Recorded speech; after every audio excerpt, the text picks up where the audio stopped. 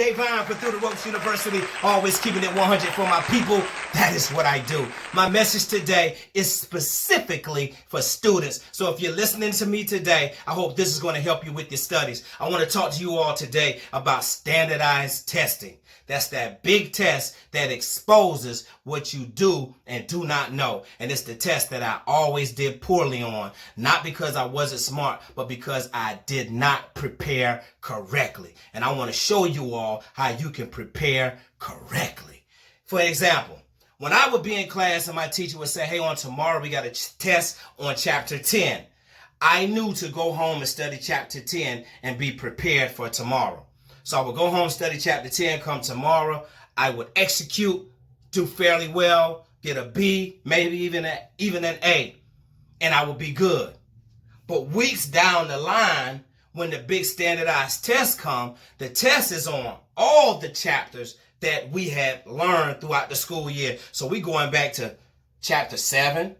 Well, I did well on chapter 7 when we had that test. We going back to chapter 8, 9, 10, 11, 12. Whatever we went over that year, I did well in class. But when I got down here to the big test where it matters, I almost looked like two completely different people. It's like, how can you get B's and A's in the actual classroom, but when the big tests come, it's almost like you don't know anything?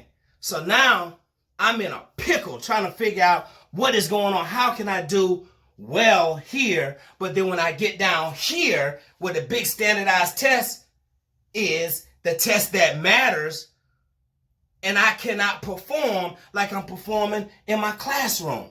Why is that happening? Let me help you all. I was always studying the night before class to remember when I got in class, but I never studied at home to learn when I got down here. You understand what a standardized test was? I always studied to remember for the next day, which was short-term memory, memorization. I always held it in my brain, and I could hold it from tomorrow to the next day, but I couldn't hold it all the way down here because I only remembered it because it was fresh on my brain, but I never studied to learn that could carry me past the test the next day, all the way to when the standardized test come. So I was always studying to remember, but I never studied to learn.